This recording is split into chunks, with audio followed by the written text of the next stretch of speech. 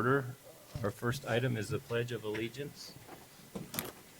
I pledge allegiance to the flag of the United States of America and to the republic for which it stands, one nation under God, indivisible, with liberty and justice for all. Mr. Vice Chair, would you read our mission statement? The mission of the Marshall Public School District is to educate, support, and prepare all learners for success. Thank you. Our next item is approval of the agenda. I'll need a motion. So moved. Second. Thank you. Motion by Bill Molsel and seconded by Sarah Brink. Approve the agenda. Any discussion or changes? If not, I'll call for a vote.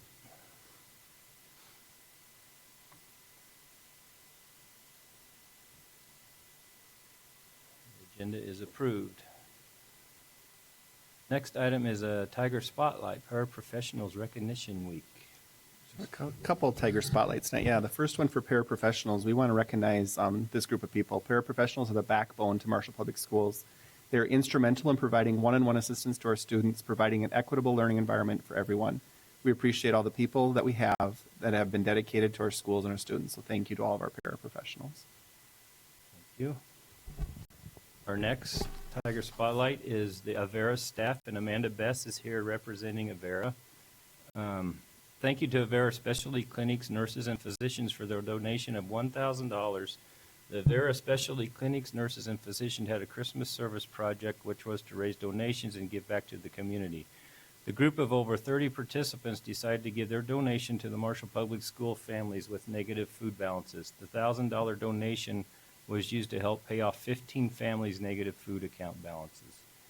So thank you very much, Amanda. If you could come forward. We have a certificate for you.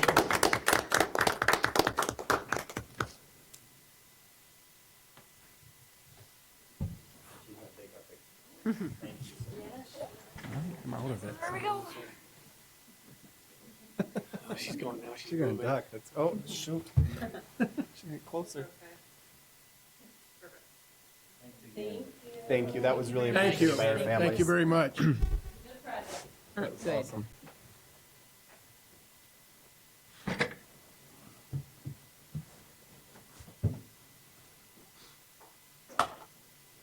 Next item is our public forum. Is there anybody from the public that would like to approach the board?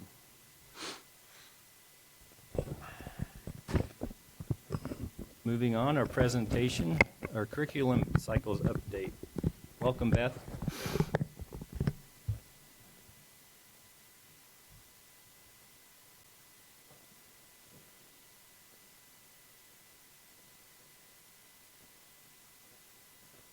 We're ready? Okay, super. So thank you for allowing me to come and just give an update of our curriculum cycle, where we are in the process for the school year. So I shared this information last year, but our curriculum review cycle is a 6-year cycle. You can see we have it planned out exactly each year, which department or areas, or departments I should say, for some of the years, are in what year of the curriculum cycle. In just a second here, we'll talk about what we do at each of the years, but you can see the main focus in our office are in years 1, 2, and 3. And then years 4, 5, and 6 are more work is done in their PLCs. They do work in their PLCs, or their professional learning communities, all 6 years, but really the main focus in our office is on years 1, 2, and 3. So you can see year 1 is ELA, or English Language Arts. Year 2 is world languages, art, and music, and then in year 3 is science. Our bigger areas that span K-12, you can see there, like such as language arts or science, are by themselves. The smaller areas, such as world languages, art, and music, we combine those together because those are smaller departments, of course, that don't necessarily span K-12. So if we take a look here at the curriculum cycle process, I should say, year 1, which year 1 is our English Language Arts department. That's really where we're starting to revisit. It's really you're starting over with the curriculum cycle. So you're reviewing your essential standards, your essential outcomes, looking at standards. Have the standards changed? Will they be changing? We need to take that into consideration as well. Just looking at everything we're using, taking an inventory of what resources or curriculum are we currently using? Are they meeting our needs? Are they meeting the needs of our students? Do we need to possibly start looking into maybe piloting and reaching out to some curricular areas? And then updating our pacing guides, of course. That's all year one. Year two is where we really get to what are our specific needs, because at the end of year two is when we do the purchasing, because when year three begins, that's when we want them beginning to implement their new resources or curriculum. So year two this year is our art, music, and then world languages or Spanish for us. So they're really narrowing down what resources they're going to need moving forward so we can make the purchases summer. So beginning next year, then they'll implement them. Year three this year, as you saw on the previous slide, is science. Year three is that big implementation year, implementing those new resources and continuing to go from there. And then you can see years 4 and 5, monitor, adjust, and evaluate. So continuing every year, the PLCs need to go back, look at this, and review it as we continue through the cycle. So this year, like I mentioned, year three is science. It's our implementation year, but this is a unique year for us because science has new standards. And because of COVID, the rollout of the science standards kept getting pushed back further and further and further. Now, Minnesota Department of Education says all school districts have to have the new standards. You can see they're the 2019 science standards. We need to have them implemented in the 24-25 school year. Now, along with that, it means the new MCA, or the Minnesota Comprehensive Assessment, will begin for science in the 24-25 school year, so the MCA 4. So with that being said, we needed to come up with a transition or a rollout plan, because if everyone just starts teaching the brand new standards, then the kids aren't going to be ready for the MCA 3, which they still have to take for the next couple of years. So it's a big rollout plan, making sure we are meeting those standards and our kids are prepared for that MCA test that begins in science in 5th grade for science, 5th grade science. So this year, the big switch was in 6th grade. You can see if you go down to 6th grade and you go across, they are the 1st, 4th, 7th, and or here, kindergarten, 2nd. You can see the grades at the top. I don't need to read them. But really, 6th grade is the big switch, and then it just keeps following those kids all the way through when we think about really the MCA test. So with that being said, we had to be very creative in our purchase this summer, at the end of last year and this summer, because teachers are still teaching the old standards, depending on so many years, depending what grade they teach or where they are. Some teachers needed to start, for example, our 6th grade science teacher here needed to start brand new standards. She's got to get rolling with that new curriculum. So with that, the teachers at all the different levels are implementing sometimes new curriculum, sometimes continue with their old curriculum until the new standards catch up with them. But you can see at our elementary level, kindergarten through 4th grade, we purchased 6-year subscription. And remember, it's for 6 years, so we also have to plan that. We have to purchase enough for 6 years.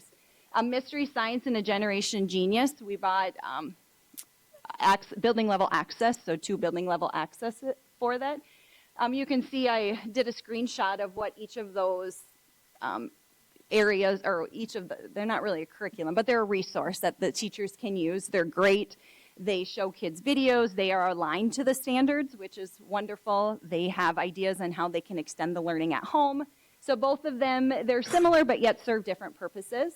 And then in kindergarten through 4th grade, they ordered a lot of hands-on resources for fun experiments that they are doing with their kids to meet the science standards. So now if we look at middle school, 5th through 8th grade, 5th grade decided to stick with the same company that they've been using for many years, National Geographic, Exploring Science. It is a brand new curriculum that's aligned to those new standards. But as you remember, 5th grade won't be teaching the new standards for a couple of years. So they're able to use their new curriculum, but yet teach the old standards with their new curriculum. They also purchased some hands-on science kits for the kids to be able to do in the class, which is a lot of fun. 6th through 8th grade did the Savas Elevate Science. We had hoped to do a common curriculum 5th through 8th grade, but unfortunately Savas doesn't go into 5th grade. It only starts in 6th grade. So that is why fifth grade is that standalone with the National Geographic, because it didn't go down to fifth grade. But they have the Elevate Science. As you can see, sixth grade is starting that this year. Seventh and eighth will follow in the upcoming years. A particular piece that the science teachers were super excited about with this is it has hands-on interactive notebooks that the kids are able to use and take notes in, and they're just really vibrant, and I think the kids are enjoying them.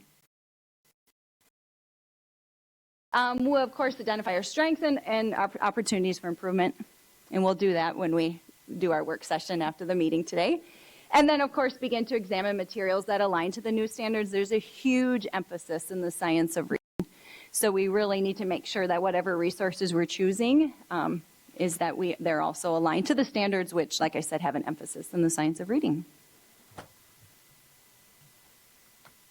I think that's the end. There we go. Any questions? And like I said, we'll work through this. Jeremy and I will take you through the process that we do when we're looking at curriculum with our curriculum teams. That is all I I'm have. just so impressed on how you keep track of all this, 'cause my mind is blown on all this stuff, so. I often will go back to that chart that shows who's in what year. Okay, what year are we in? Or someone will say, when are we up for renewal? Well, let me check.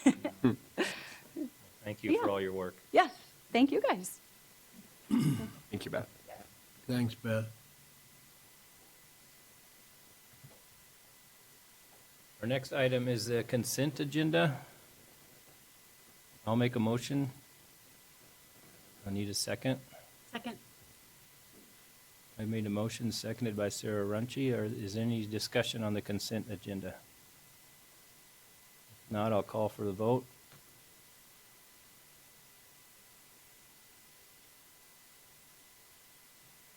And that is approved. Our next item is board forum. Any board reports or updates?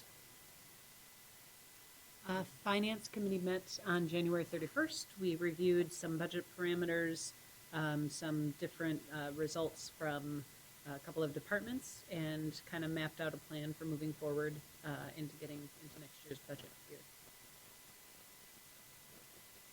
Mr. Chair, the Governance Committee met on Monday, January 23rd. We discussed many projects. We talked about the Maytech facilities plan to move into the social science building at SMSU through some reevaluation of financing options because of some things have broken down the way we were going to finance them. We've gone back to the drawing board and we can proceed with the project, including reducing the cost of the overall project. Marsh Public Schools will make the required upgrades to the facility to meet the code. At this time, the plan is for the co-op to manage the financial loan, and Marshall Public Schools would sublease space with a 10-year lease option. We plan to present the lease to the full board at the next meeting, which is tonight. No, the next one. The next one, March, okay, the next one. The Marshall Public Schools Administration met with Minnesota West about the CTI project and the curriculum needs. Minnesota West intends to provide the CNA classes, and Marshall Public Schools will provide welding classes.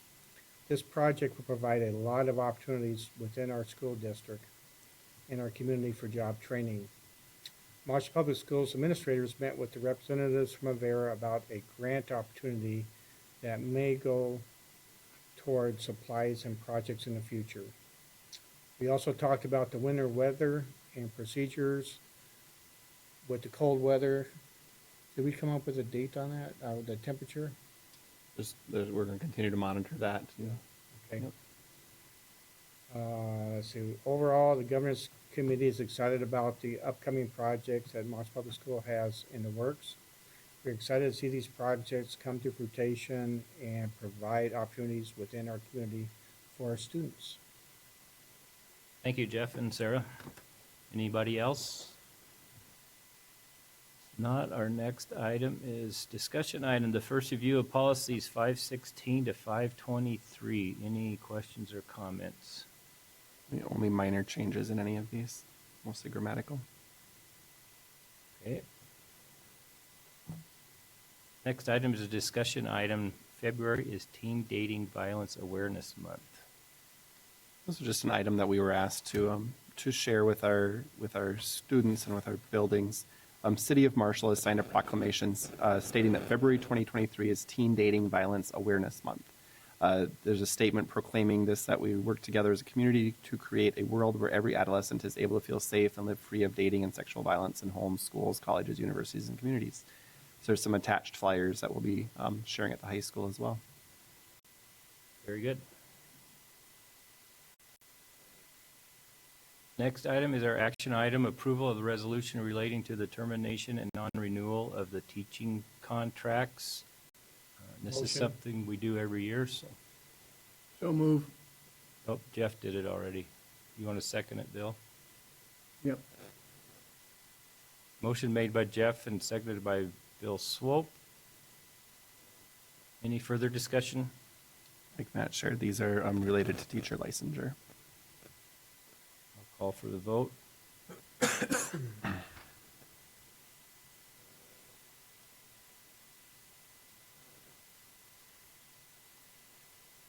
is approved. And that is it. I will adjourn the meeting.